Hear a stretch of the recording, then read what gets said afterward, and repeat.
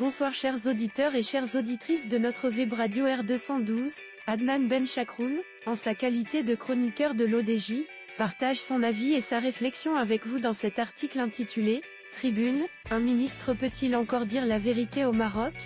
Le voici en podcast pour vous. Dès les premières lignes, Adnan Benchakroun met le doigt sur une réalité qui touche tous les Marocains de la manière suivante.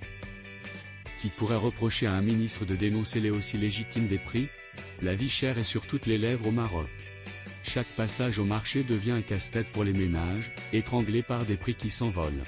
L'opposition en fait son cheval de bataille, mais lorsqu'un ministre en exercice pointe du doigt la spéculation, la situation prend une autre tournure. Notre ingénieur illustre son propos avec un exemple concret ainsi.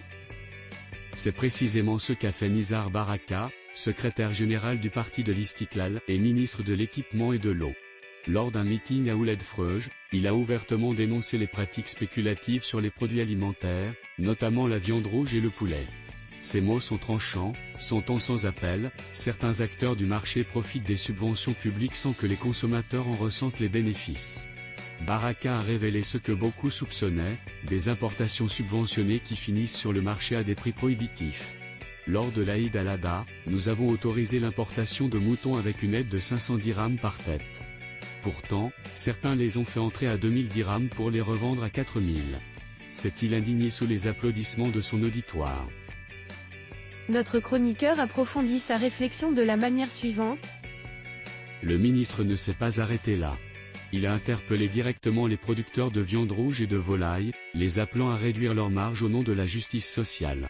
Nous sommes en Sha'aban, craignez Allah. Arrêtez de vous enrichir sur le dos des Marocains et réduisez vos profits. Une phrase lourde de sens qui reflète la frustration populaire face aux inégalités croissantes.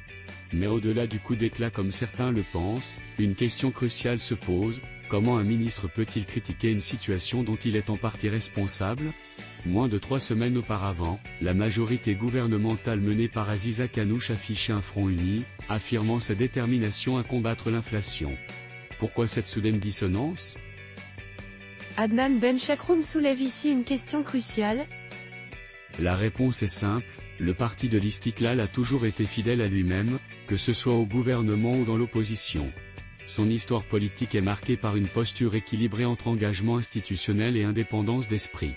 En prenant la parole aussi frontalement, Baraka ne trahit pas la ligne de son parti, l'Istiklal a toujours été un acteur pragmatique, prêt à dénoncer les abus, même de l'intérieur du pouvoir.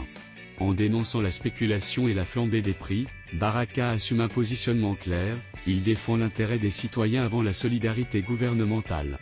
Cette prise de parole, loin d'être un simple calcul politique en vue de 2026, reflète la pression exercée sur son électorat, particulièrement touché par la crise économique. L'auteur conclut son article en ces termes. Mais cette indépendance affichée peut-elle fragiliser la coalition actuelle? Non, l'Istiklal cherche simplement à rappeler que son engagement ne signifie pas aveuglement. Une chose est certaine, en prenant ses distances avec le discours officiel, Baraka remet sur la table une question essentielle, le gouvernement a-t-il réellement les moyens et la volonté de juguler l'inflation et de protéger le pouvoir d'achat? Fidèle à son ADN politique, le parti continue de se positionner en garant d'un équilibre fragile entre gouvernance et contestation. Dans un Maroc où les tensions sociales montent, cette stratégie ne peut que s'avérer que réaliste politiquement parlant. Chers auditeurs de la web radio R212, merci d'avoir été à l'écoute de ce podcast et d'avoir partagé avec nous ce moment d'analyse et de réflexion. Votre fidélité est notre plus belle récompense. On se retrouve très bientôt, si vous le voulez bien. Avec toute notre gratitude, l'équipe de R212.